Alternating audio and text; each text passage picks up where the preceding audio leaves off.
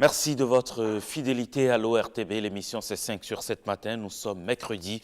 C'est le 23 octobre 2019, mercredi de l'économie, mercredi de l'entrepreneuriat sur 5 sur 7 matin. On vous l'a annoncé à l'entame de cette émission dans le forum de discussion. Nous traitons donc aujourd'hui d'un sujet ayant trait évidemment donc au développement des entreprises béninoises. Elles sont nombreuses, oui, nombreuses à voir le jour au Bénin. Formelles comme informelles, les petites et moyennes entreprises ou encore les micro, petites et moyennes entreprises se créent avec sans doute des objectifs bien précis et louables. Mais le taux de mortalité de ces entreprises reste cependant inquiétant. Qu'est-ce qui empêche réellement leur développement? Ou mieux, quels sont les obstacles à leur développement? C'est ce dont il est question donc ce jour dans le forum de discussion. Et pour en parler, 4 invités. D'abord, Maxime Toklo qui reste avec nous. Maxime, merci de rester en place. Le plaisir pour moi. Nous avons Grâce Anagorongwe. Bonjour Grâce. Groupe Réponse, c'est ça? C'est ça même. C'est bien ça. Juste à vos côtés, Canisius Atindogwe. Ah non, il est de l'autre côté. Directeur général de Gériel Service, spécialiste en marketing. Et puis Habib Sodongo, exactement, chef d'agence BAIC. Merci à vous d'avoir répondu à notre invitation de ce matin. On parle donc des obstacles au développement des entreprises. Lorsque l'on évoque le terme même obstacle, selon vous, qu'est-ce que ça peut être en réalité? Qu'est-ce qu'il faut y comprendre? Est-ce qu'on retrouverait dans une entreprise les mêmes obstacles que lorsque l'on évoque sa propre maison, où on a peut-être des problèmes de franchissement de son mur ou de son portail? Pour vous, est-ce que c'est la même chose? Bonjour, chers téléspectateurs. Déjà, en termes d'obstacles pour une entreprise, ce n'est pas vraiment la même chose que dans une maison, à moins qu'on ne confonde sa petite maison à une petite entreprise familiale, ce qui n'est pas faux. D'accord. Toutefois, lorsqu'on va dans le cadre vraiment institutionnel de l'entreprise, les obstacles qu'on court dans une entreprise ne sont pas du tout les mêmes que les obstacles dans une maison. Alors, en termes d'obstacles déjà, l'entreprise a plusieurs maillons. L'entreprise, c'est plusieurs compétences, comme le disait tout à l'heure M. Toklo. Et au niveau de chacun des maillons de l'entreprise, il y a des obstacles qui se révèlent en termes de financement, en termes de ressources humaines, en termes de matériel, en termes d'environnement macroéconomique. Il y a énormément de choses qu'on peut mettre dans les obstacles d'une entreprise. Et puis, c'est déjà ça. Alors, par exemple, lorsqu'on prend la ressource humaine, au Bénin, les entreprises, quelle que soit leur taille, sont tout de suite confrontées au problème de disponibilité d'une ressource humaine qualifiée. Et lorsque vous n'avez pas les gens pour faire correctement le travail que vous savez faire, vous êtes sûr de faire fiasco. Le deuxième gros obstacle d'une entreprise, c'est l'accès au marché. Que vous soyez dans le domaine des services ou des produits, quel que soit ce que vous vendez, si vous n'avez pas de clients pour l'acheter, vous êtes sûr de fermer porte. D'où l'énorme taux de mortalité dont vous avez parlé tout à l'heure. C'est un gros obstacle et ce n'est pas toutes les entreprises qui savent franchir. Et quand on dit obstacle, ça veut dire forcément qu'il y a des stratégies pour passer à travers cet obstacle-là. Et donc, quand on prend par exemple encore un autre maillon de l'entreprise, la personne même du dirigeant d'entreprise peut constituer un énorme frein, un très gros obstacle au développement de cette entreprise-là. Et donc, vous voyez, c'est que lorsqu'on va passer à travers tous les maillons d'une entreprise, à chaque niveau, il y a des obstacles qu'un bon chef d'entreprise ou bien qu'une entreprise bien organisée doit apprendre à franchir. Il n'y a pas de problème sans solution. Il y a tous les problèmes de la Terre ont des solutions. Et donc, tous les obstacles dans le monde entrepreneurial aussi ont des solutions pourvu que l'entrepreneur ait les moyens d'avoir ces solutions-là. D'accord. C'est vrai que je vous propose, on va revenir tout à l'heure sur tout ce que vous avez énuméré. Et puis, avec le spécialiste en marketing, on verra bien quelle solution est-ce que nous pourrons trouver à ces différents obstacles. Mais je souhaiterais quand même qu'on poursuive, peut-être, avec vous, d'autres obstacles à énumérer. Elle a parlé déjà de la disponibilité de la ressource humaine de qualité. Elle parle de l'accès au marché. Elle évoque le financement. Et puis la personne même du dirigeant, du chef d'entreprise. Qu'est-ce que vous avez à rajouter, vous? Oui, il y a quelques difficultés. Quand on parle de l'accès au financement, par exemple, ça fait partie des difficultés pour les entreprises aujourd'hui. Et même si il y a déjà quelques évolutions ces dernières années, il y a quelques progrès, nous ne sommes pas encore à un niveau où on puisse dire que le financement est suffisamment disponible pour les entreprises. Donc, ça fait partie des obstacles et les entreprises s'en plaignent tout le temps. Et en dehors de cela, il faut aussi ajouter comme obstacle aussi la question liée à la fiscalité.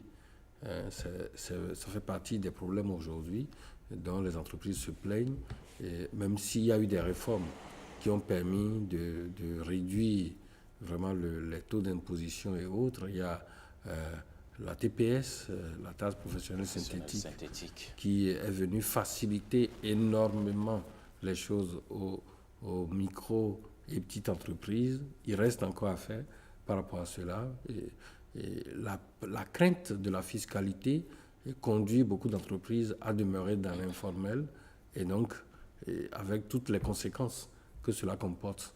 Donc il y a également ce point qu'il est vraiment important d'ajouter. Mais il y a l'autre difficulté. Elle a parlé de l'accès au marché. Je voudrais regarder ça également sous un autre aspect, c'est la qualité. La qualité de nos produits. Il y a un véritable problème à ce niveau où nous avons... Est-ce que ces produits sont compétitifs? Ces produits ne sont pas conformes aux normes généralement exigées. Et donc, la conséquence, comme elle l'a soulevé tantôt, c'est la difficulté d'accès au marché. Parce que si vous n'avez pas un produit qui répond aux normes, eh bien, le consommateur a des craintes. Le consommateur ne veut pas toujours aller vers ces produits. Et en la matière, il faut obligatoirement qu'on puisse faciliter à ces entreprises-là l'accès aux normes. Il faut qu'on les accompagne dans le respect des normes exigées. Et en tout cas, lorsqu'on abordera les questions liées aux solutions, je crois qu'on reviendra là-dessus, dans les détails. Et voilà un peu quelques difficultés également qu'on peut ajouter. Bon, il y a les questions liées à l'environnement juridique, mais qui ont connu déjà des améliorations. Mais il y a également la grande question liée au statut de la PME, même si la solution est en train de venir, ce n'est pas encore mis en application. Donc, le problème demeure. La question du statut de la PME et des avantages dont on peut jouir du fait de ce statut-là. Alors, Habib Sodonoumbo, c'est bien cela. Pour vous qui êtes à la banque, l'un des problèmes évoqués à l'instant, c'est le problème du financement. Pourquoi les banques sont-elles ou restent-elles toujours frileuses quand il s'agit de financer les petites et moyennes entreprises ou les micro et petites entreprises? Merci.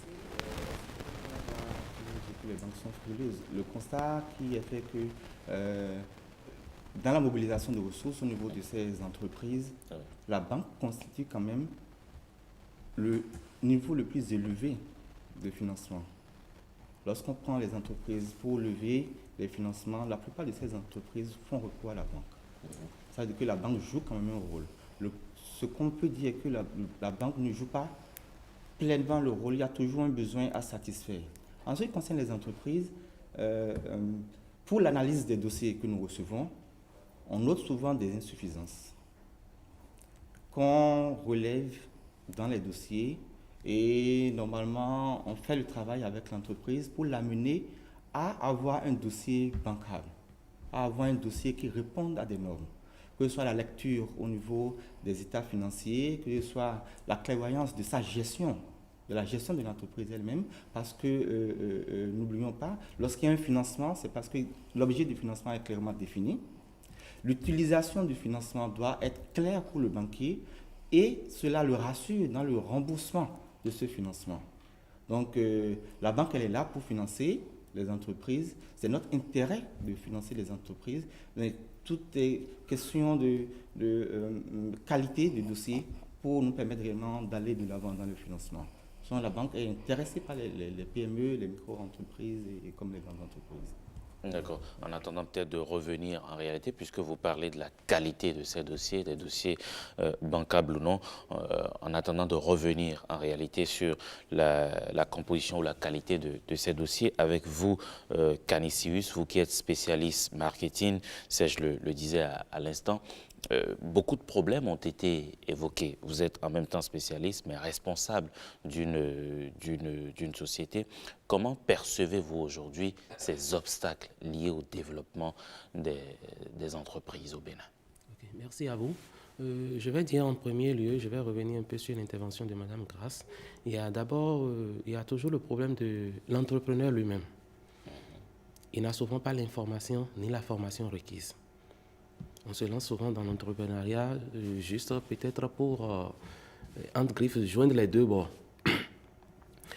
Alors que fondamentalement, l'entrepreneur en lui-même doit être d'abord formé et être informé. Nous avons parlé par exemple des mesures fiscales, de tout ce qu'il y a au niveau de la banque qu'on peut avoir. Beaucoup d'entrepreneurs n'ont pas ces informations. Ils ne vont pas à la quête de ces informations. Je vais me lancer par exemple dans la production de tel ou tel produit ou bien dans la vente, l'achat et la vente de tel produit. Je me lève un beau matin, je lis quelques documents et je me lance. Sans savoir toute l'information qu'il y a autour que je peux avoir qui pourrait quand même d'une manière ou d'une autre m'aider. L'autre problème, ça tient toujours au niveau de l'information, c'est l'appartenance souvent à des associations, des clubs d'entrepreneurs qui peuvent aussi nous fournir l'information ou la formation qu'il faut pour évoluer dans notre secteur. Ce qui va directement vers le problème de la qualité. Quand ça ne va pas, si j'ai des compères, d'autres qui interviennent dans le circuit, ils peuvent me dire en même temps, ah, ça ne va pas, il faut corriger, il faut corriger, il faut corriger. Mais on n'a pas souvent ces informations, on reste souvent dans son coin, par peur peut-être de la pression fiscale ou bien d'autres choses, on reste dans son coin, on travaille. Alors que aujourd'hui, nous sommes dans un système de globalisation et nous sommes dans un système de réseautage. Il faut quand même travailler de manière un peu plus groupée pour avoir les résultats qu'il faut. Donc voilà les obstacles que moi je voudrais déjà ajouter. Maintenant, il y a un autre problème que le monsieur de la banque a posé. Monsieur Habib a posé. Moi, personnellement, ça c'est personnel, moi je ne me vois même pas souvent, ou bien je ne conseille pas souvent aux primo-créateurs d'entreprise d'aller à la banque. Pourquoi? Parce que fondamentalement, l'expérience a prouvé qu'ils n'ont pas encore une expérience dans la gestion de l'argent, généralement.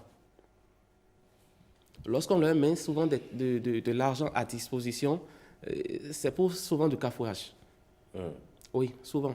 Habib, est-ce que c'est ce qui arrive souvent? C'est bien ça. Ouais. Et ça fait partie justement des critères que nous regardons au niveau de l'analyse, l'expérience du client. Donc, quand on est jeune entrepreneur, on n'a pas d'argent. C'est pas ça. C'est ce que vous dites là. Non, quand on est jeune Ce n'est entrepreneur, qu'une question quand on que est j'ai jeune posée. entrepreneur, l'analyse du dossier tient compte de votre expérience. L'expérience, c'est quoi? Ce n'est pas seulement ce que vous avez fait. Vous pouvez vous faire entourer de la compétence qui, quand même, peuvent témoigner de cette expérience. Et ça rassure le banquier dans la bonne conduite de votre business. D'accord. Donc, on ne demande pas à l'entrepreneur forcément de faire d'abord par lui-même avant de venir à la banque. Certes, comme ça, c'est tant mieux. Mais même s'il ne le fait pas par lui-même, il y a la possibilité quand même de s'entourer, de border quand même sa transaction. Est-ce à dire que la personne de l'entrepreneur ne doit pas rester collée à la chose? Pas du tout. Une bonne entreprise doit pouvoir fonctionner sans son entrepreneur. Si vous avez votre entreprise et en votre absence, l'entreprise Ça ne s'arrête, marche pas. ce n'est pas bon. C'est cela qui, justement, témoigne de l'équipe que vous formez dans votre entreprise. Ouais. Et ça rassure du développement que cette entreprise peut avoir. Et j'aimerais bien que Grace, qui a évoqué d'ailleurs ce problème, puisse nous en dire davantage. En quoi est-ce que la personne de l'entrepreneur elle-même peut constituer un obstacle? D'accord. Alors, souvent, on va à l'entrepreneuriat parce qu'on a une compétence.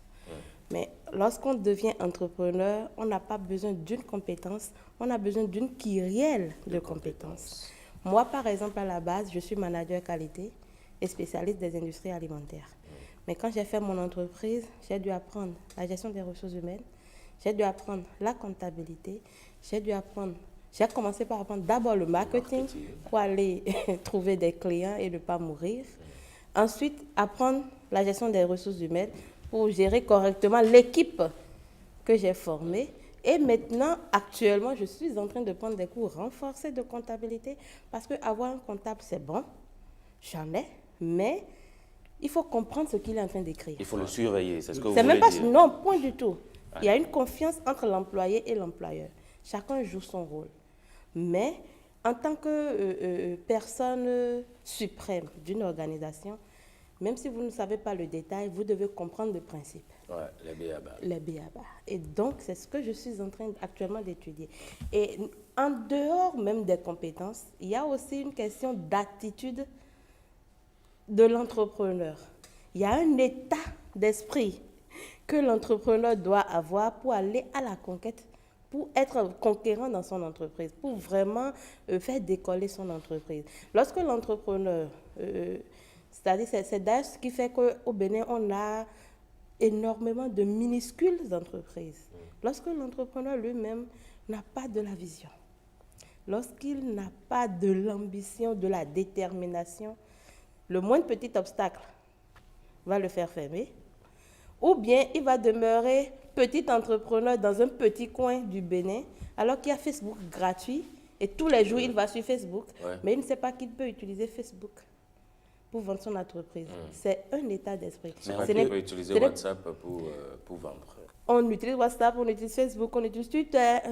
Les réseaux sociaux, je dis, c'est gratuit. Mais on peut rester patron d'entreprise sans pour autant avoir toutes les qualités requises, comme vous le dites, et s'entourer quand même de certaines personnes qui maîtrisent la chose et qui peuvent vous aider. Écoutez, on va même pas, c'est faux, c'est pas possible.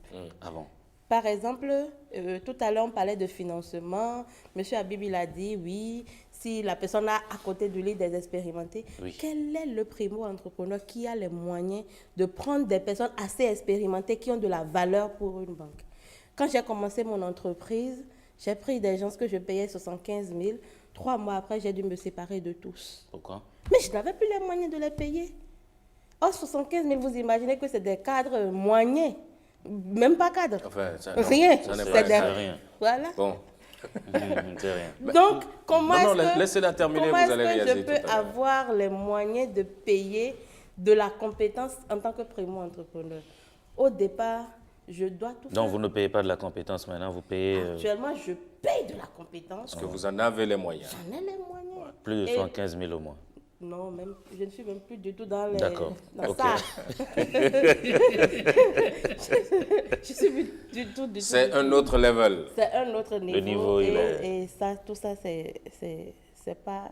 C'est l'actif de Dieu et c'est l'actif aussi de la détermination. D'accord, d'accord. Allons-y. J'ai senti que Habib voulait réagir tout à l'heure quand vous avez commencé à Je voulais parler. bien réagir par rapport à la proposition de se faire entourer de la compétence. Ce que je voudrais conseiller aux petites entreprises qui n'ont pas de moyens, je suppose que l'entrepreneur qui veut débuter commence par l'idée de projet. Il a fait son étude de marché. Donc, c'est que pour arriver à bon port, il lui faut telle compétence qui auront un certain coût. Et voir que le budget, à lui seul, ne peut pas faire face à ce budget. Pourquoi est-ce que nous refusons d'avoir la mentalité de joindre, de fédérer nos forces? Parce que forcément, moi, au moment où, dans mon domaine, j'ai la compétence, En comptabilité, il y a un autre jeune qui a aussi la compétence, qui veut bien aller à l'entrepreneuriat, qui n'a pas les moyens de payer peut-être quelqu'un du marketing ou un commercial et le payer. Mais si on se met à deux, ça se fera un capital beaucoup plus élevé qui nous permettra d'atteindre cet objectif. Moi, je propose vraiment la fédération des compétences qui aussi est une solution pour lever les ressources, pour constituer le capital de l'entreprise afin de réellement tourner à plein régime. Parce que ça ne sert à rien d'avoir l'idée de départ très géniale, très ambitieuse, très innovatrice, cette idée-là, mais qu'au moment de mettre De la mise en œuvre. on constate qu'on manque de moyens. On ne peut pas constater à ce moment. On devrait pouvoir anticiper. Dès la rédaction de business plan avec l'étude de marché qui a été faite, on sait à quoi on doit faire face. Au moins sur 3 ans. D'accord, on vous a compris. Grâce n'est pas toujours... Elle n'est pas que Maxime pourrait... Non, en fait, c'est que nous sommes au Bénin. Et nous sommes à la télévision nationale. On est en train de parler au plus petit entrepreneur qui est dans son coin quelque part. Ce n'est pas quelqu'un qui connaît ce qu'on appelle l'étude de marché. Ce n'est pas quelqu'un qui connaît plan d'affaires. C'est vrai, aujourd'hui, grâce aux actions de l'ANPME, à toutes les agences, actuellement, l'environnement macro est en train de vraiment être bousculé, modifié. Il y a beaucoup de choses. Et c'est une opportunité pour la jeunesse. Mais sinon, on est en train de parler au gars dont je parle. Il ne connaît pas tout ce qu'on est en train de dire. Mais il faut qu'il connaisse, il faut qu'il sache. Pour être patron d'entreprise, il faut qu'il connaisse. Justement, pour être patron d'entreprise, il faut qu'il connaisse. Mais ramenons les choses dans un niveau accessible pour qu'ils ne se disent pas, bon, je suis en train de parler de très gros français. C'est-à-dire que, et puis, dans l'environnement béninois, prenons vraiment en compte tout notre contexte. Tout notre contexte. Dans cette méfiance. Même dans le réseautage simple où des entrepreneurs se parlent entre eux, les gens sont méfiants l'un envers l'autre, se donnent des coups bas. Et c'est là qu'on va s'associer pour faire une entreprise. D'abord, même quand tu amènes ton idée d'entreprise vers quelqu'un, il veut te dire comment tu vas me payer. Il ne veut pas, c'est-à-dire, mettre sa compétence à ta disposition pour que vous formiez ensemble. C'est-à-dire, il faut déjà que deux grands esprits se rencontrent pour que ça soit possible. Oui, mais ça aussi, ça fait partie des obstacles. Il ne faut pas qu'on reste toujours au même niveau, ma chère Grâce. Alors, Maxime. Oui, justement, je voudrais dire que dans tout ce débat, faut-il se faire entourer de compétences ou non? Les compétences sont indispensables. D'accord. Ça, c'est clair. Je crois que personne ne dira le contraire. Se mettre ensemble pour une complémentarité des compétences et autres, c'est ce qu'on souhaite le plus. Et il va falloir qu'on y travaille pour y arriver. Il ne faudrait pas qu'on demeure toujours comme par le passé, où chacun veut rester seul, travailler seul. En se mettant ensemble, on devient plus crédible. Donc, on a l'obligation, je comprends ce que Madame dit, et elle évoque une difficulté réelle qui est que le Béninois n'aime pas fédérer ses efforts pour des résultats. Mais en même temps, il faudrait qu'on dise aux Béninois qu'il doit changer et que l'environnement aussi est en train de changer, s'il demeure tel qu'il était, il risque de ne rien avoir. Et par exemple, Madame, elle est très bien entourée. Ça, aujourd'hui, je crois, hein. Voilà, si je me trompe, parce que je l'ai vu dans des choses. Donc, il me semble qu'elle est très bien entourée, elle. Donc, s'entourer est indispensable. Et ça rassure la banque, ça rassure aussi les autres partenaires. Il faut également s'ouvrir. Non seulement s'entourer, mais il faut également s'ouvrir pour permettre à d'autres qui peuvent être intéressés par notre business de venir aussi travailler avec nous.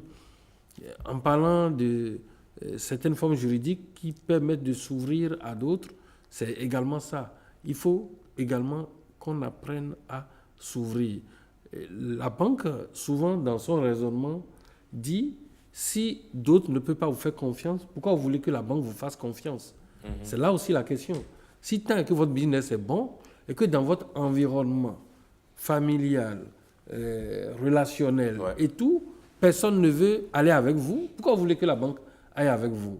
Donc, c'est là. Ou que si vous-même, vous ne voulez aller avec personne. Parce que c'est ça la plupart du temps. Aille avec vous.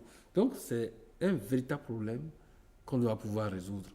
C'est un problème qu'elle a évoqué, mais il ne faudrait pas qu'on s'arrête Qu'on continue, là, avec ça. Avec cette mentalité, moi personnellement, qu'on brise cela. Il faut arrêter ça un jour. Il faut vraiment arrêter avec ça. Je suis complètement d'accord avec tout le monde ici, mais je dis qu'il y a des étapes. Et lorsque l'entrepreneur cherche à briser une étape, c'est sûr qu'elle va échouer. Pourquoi je suis en train de le dire? On ne va pas direct, on ne fait pas une entreprise et puis un an après, on est déjà à la banque. D'abord, même la banque va vous rejeter. Comme M. Massim l'a dit, il y a plusieurs formes de financement que l'entrepreneur doit d'abord évoquer. Un, l'autofinancement, ce que lui-même il a. De deux, ses frères et ses sœurs. Après avoir franchi le niveau de... Si tout ça, ils n'ont rien. Non, c'est pas possible. Comment c'est pas ça possible? veut dire que... Non, c'est ça alors. Si tout cela On n'ont nous a rien... toujours dit qu'on peut démarrer une entreprise à 0 francs. Bon, au moins avec quelque chose dans sa tête, oui, 0 francs. Mais quelque chose dans sa tête. Oui, non, je suis c'est pas d'accord. si 0 francs que ça. Non, ben je parle de façon financière, évidemment. Ça vous fait sourire et je suis bien d'accord avec vous. Allez, je souhaiterais bien qu'on revienne à quelque chose que vous aviez évoqué tantôt. Il s'agissait de la vision. Elle parlait de la vision même de l'entrepreneur qui doit servir de référent. Comment est-ce que ça se passe véritablement? Quelle est la vision sur laquelle nos entrepreneurs ils marchent? Au fait, celui qui entreprend pour vivre, pour survivre. Vous avez dit deux choses là, c'est tout à fait différent. Hein? Je vais On détailler, entreprend je pour dirais. survivre ou pour Oui, vivre? oui. Il y a des gens qui entreprennent pour survivre, il y a des gens qui entreprennent pour vivre, Ouais. il y a des gens qui entreprennent pour réussir. D'accord. Qu'est-ce que je dis? C'est-à-dire, si ça peut me permettre d'avoir tout juste le minimum qu'il faut aujourd'hui pour manger, l'entreprise est bonne pour moi. C'est Si suivi. ça peut me permettre, de me permettre certains loisirs, là je vis. C'est vivre. Mais si l'entreprise, je me mets dans la dynamique qu'elle doit me permettre à court, moyen ou long terme d'amasser des milliards, là, je crée une entreprise à succès. Je suis dans la vision de créer une entreprise à succès. Tout part de là. Donc si déjà, et comme elle a dit tout à l'heure, je suis dans mon petit coin et je vais faire mes petites choses, il est clair que même dans ma tête, je ne trouverai pas les stratégies qu'il faut pour agrandir l'entreprise. Mais lorsque j'ai une vision assez développée, d'abord, je sais pourquoi je vais dans l'entrepreneuriat, pourquoi, qu'est-ce que je suis en train de vendre, à telle étape ou bien à tel nombre d'années. Voilà ce que j'envisage par rapport à mon entreprise, à l'évolution de mon entreprise. C'est tout différent de celui qui dit, il faut que je vende et que le jour même, je puisse trouver de petits bénéfices rapidement à grignoter et le lendemain, la course continue. On l'a dit tout à l'heure, si votre entreprise n'est pas capable de fonctionner en votre absence, soit elle est morte ou elle ne tardera pas à mourir. Puisque le jour où vous n'êtes pas fonctionnel, ça veut dire que votre entreprise arrête de fonctionner, ce qui est mauvais.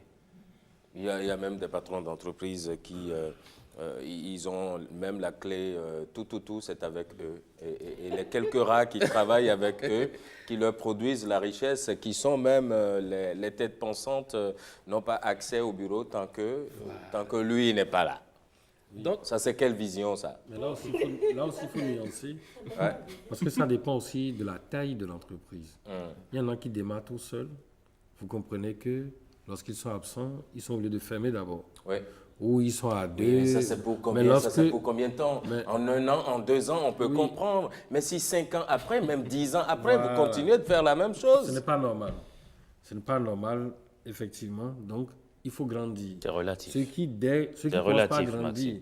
C'est ceux qui relatif. commencent pas à s'entourer, doivent être en mesure de déléguer des tâches.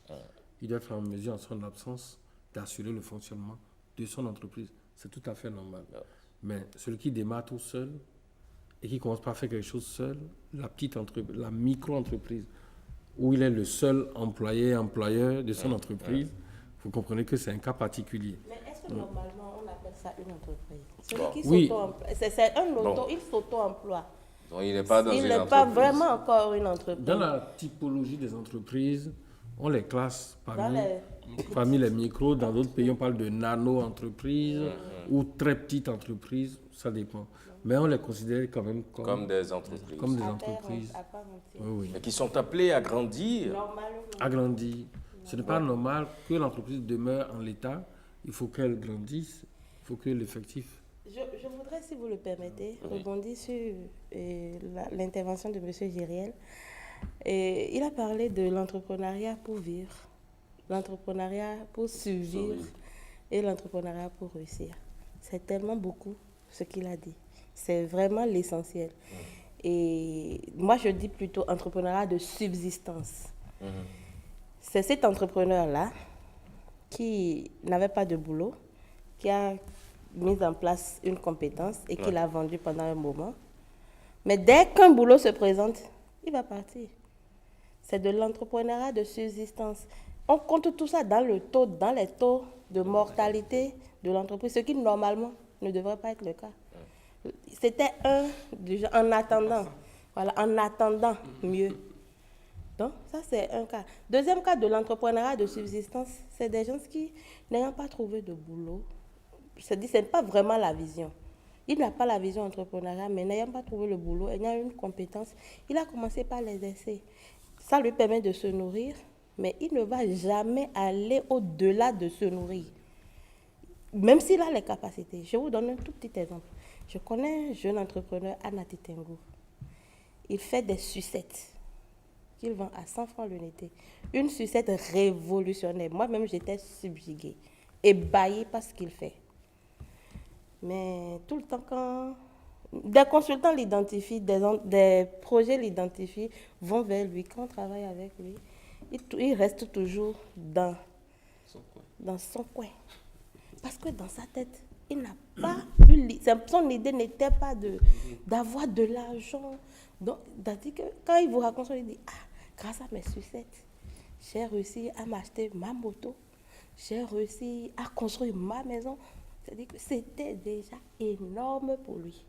Mais dans ces conditions, c'est normal. Il est demeuré dans son niveau, petit entrepreneur et tout. Chef, il lui dit, bon, vends-moi ton idée. Ouais. Pour que moi, Bon, mais achetez l'idée, venez l'implanter. À Cotonou? Bon, on ne sait pas si ça va marcher à Cotonou. Parce le qu'il y a prenez, certainement tout l'environnement également. Non, c'est une idée. C'est pourquoi je dis révolutionnaire. C'est une idée révolutionnaire. C'est une idée à la Fond Milk. Pendant que Fond Milk de Togo vient nous vendre dans tous les coins du Bénin, lui, il n'a pas pu quitter Natitengo pour vendre à Djougou. Ouais. Parce que c'est pas qu'il ne peut pas. Il en a même les moyens. Il ne veut pas. Non, il ne sait pas. Il ne réfléchit pas plus Il loin réfléchit, que ça. voilà. Dans ses rêves les plus fous, Il n'a jamais vu il ça. n'a jamais vu ça. Bon, d'accord. Peut-être qu'on va l'aider à rêver. Rêver vraiment. C'est ça. Il y a monsieur, comment on l'appelle déjà, Lielien, qui a fait une masterclass rock, rêver, oser, créer. Mais c'est fabuleux. C'est-à-dire que c'est de ça qu'on a besoin d'abord. Ouais. Il faut que l'entrepreneur apprenne ça.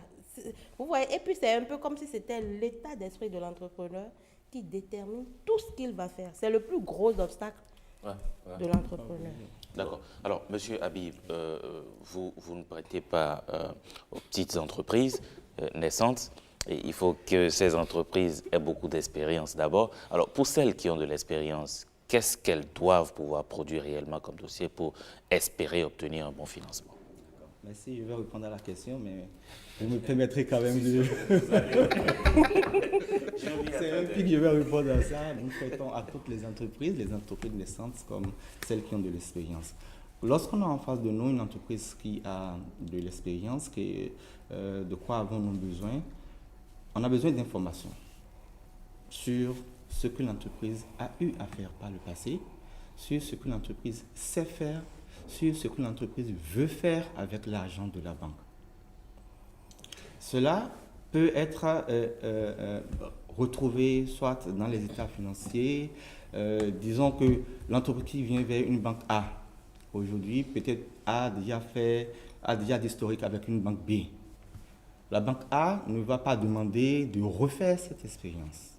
Ce qui a été fait ailleurs peut être prouvé et la lecture de ces chiffres nous permet de comprendre réellement le niveau de l'entreprise.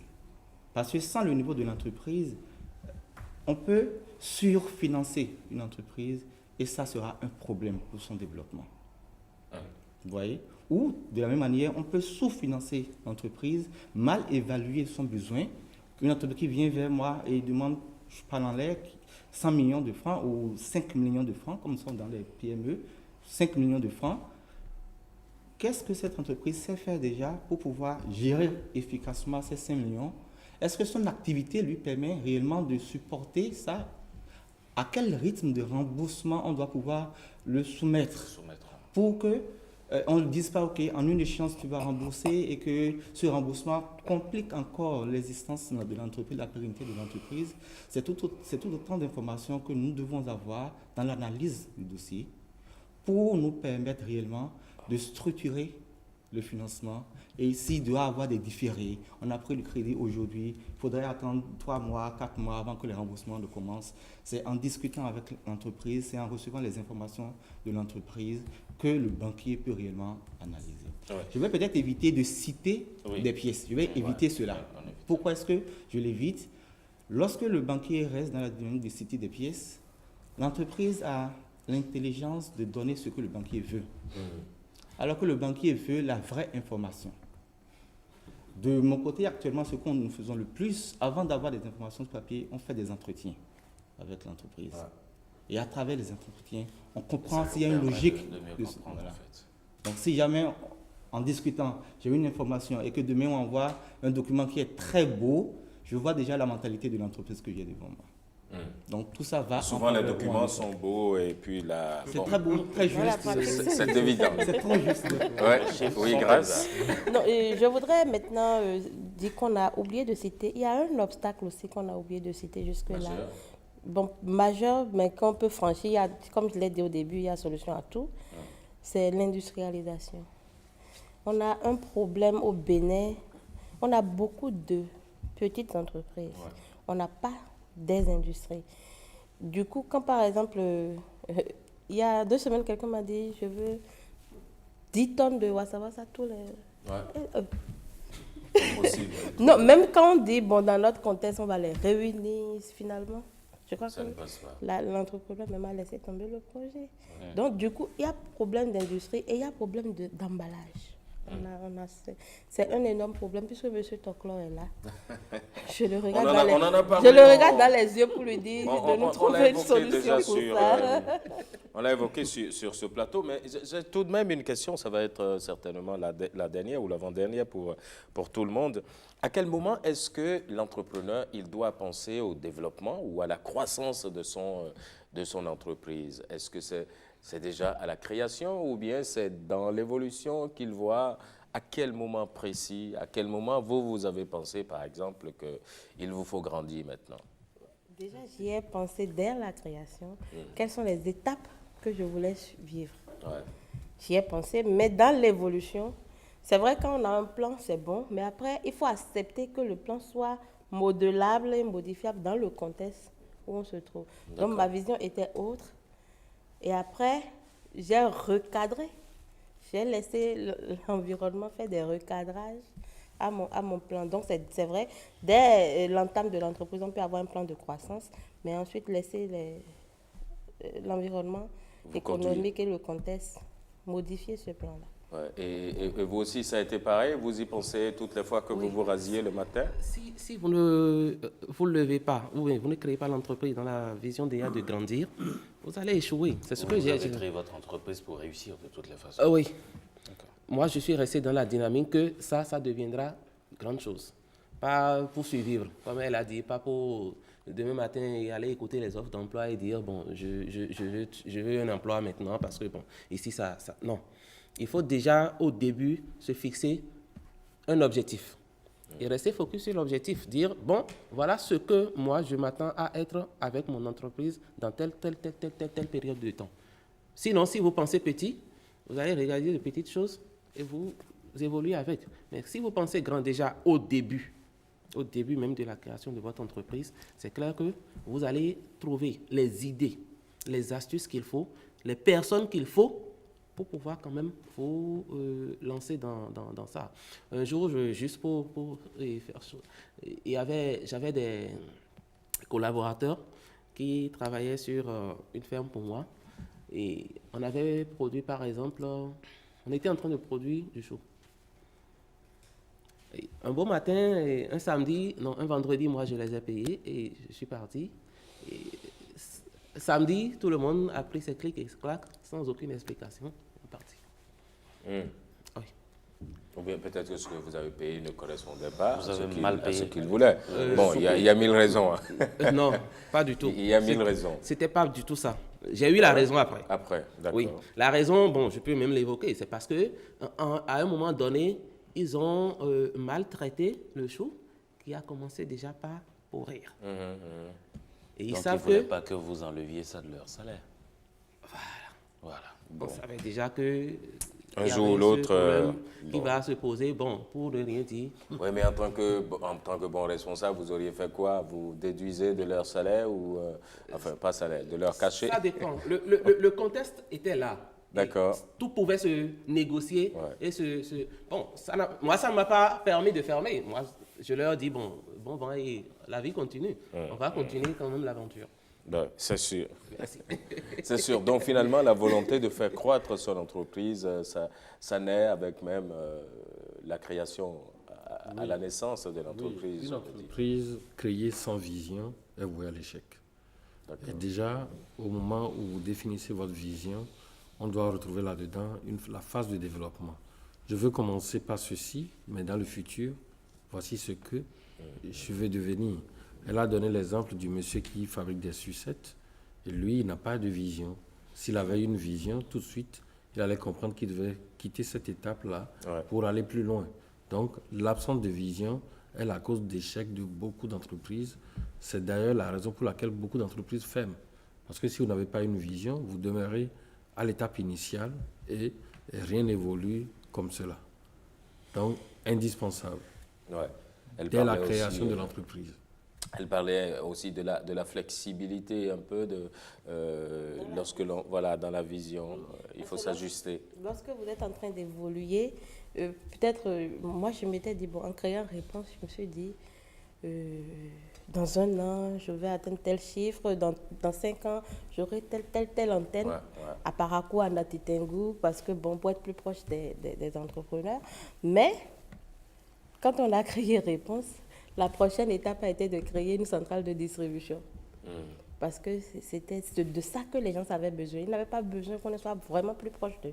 Et puis l'étape suivante, au lieu de créer encore les antennes, c'était de créer de faire une instance de contrôle, un laboratoire. Donc bref, ça dit que chaque entrepreneur avec sa réalité. Mais même si vous avez une vision, quelle qu'elle soit, l'entrepreneur, c'est aussi la flexibilité et l'adaptation. Il faut savoir pivoter rapidement. À 500 à l'heure même. Faire des tours de 360 degrés. Afin de s'ajuster pour que la banque... Non, même pas la banque. Moi, je ne réfléchis plus banque du tout. Parce que, je suis sûr qu'ils vous ont déçu, c'est ça. C'est-à-dire que c'est un trou qu'on creuse. On ne peut pas creuser un trou pour sauter. À la banque, non. Quand vous allez à la banque, c'est un trou. Oui, parce que c'est 12% de ton revenu. Et ils vous prennent tout votre argent. Non, pas du tout. C'est quand tu leur donnes qu'ils te prennent. Elle n'est pas d'accord. Et puis je suis d'accord avec elle. C'est-à-dire on ne peut pas creuser un trou pour sauter. Maintenant, lorsque je veux sauter, je ne peux pas creuser un trou. Au moins, au contraire, il faut faire une bûche et monter dessus. Donc, c'est-à-dire que la banque va vous prendre 12%. Et vous n'êtes même pas sûr que votre entreprise va vous revenir. Et de toute façon, vous devez payer en fait. On arrête. On ne revient pas faire le procès de la banque. On ne va pas faire votre procès, monsieur Habib, mais bon, comprenez. Merci beaucoup. Sans quoi, je lui conseille, ici, elle n'a pas besoin de crédit, elle peut venir à la banque pour faire des dépôts. Qui? Moi, je suis un investisseur. Je vais investir mon argent. Merci beaucoup à vous. Merci Habib Sodonungbo. Merci vraiment d'être venu. Grâce à Nago Onkpe. Merci à vous aussi. Le groupe Réponse, ça a fait dans quoi On est une entreprise d'accompagnement, qualité et d'amélioration de la rentabilité des entreprises. D'accord. Merci beaucoup à vous. C'est pas la peine de parler de la banque. On sait ce que la banque, elle fait. La banque vous fait des prêts à Canisius. 12%. Bon, maintenant, Canisius. si vous me donnez de l'argent gratuit, je veux. Ah ouais, d'accord. Vous allez vous entendre tout à l'heure, juste à la sortie. Canisius, vous êtes dans quoi? De gérer le service, c'est ça? Et nous sommes dans la formation, le recrutement et la communication d'entreprise. Ok. Merci beaucoup à vous, Maxime. Toujours au rendez-vous. Hein. Merci pour la disponibilité surtout. Vous aimez manger du pain? Vous aimez le pain? Bien sûr. Bientôt, c'est le salon du pain. En plus. Du 24 au 2 novembre. Ah, le salon du pain. Ouais. Bon, d'accord. Je ne savais même pas qu'il y avait un salon. Et vous mangez rien que du pain, c'est ça? Bon, maintenant, si c'est une invitation. Enfin, c'est pour manger du C'est pain. pour manger rien que du Allons-y. pain. Ouais, du pain, mais ça va être tout à l'heure du pain à la télé, c'est du pain virtuel que nous vous offrons. Avec cette question, fait-il vraiment grossir le pain? On en parle tout à l'heure avec Angela dans sa chronique. On marque la pause, on vous retrouve juste après.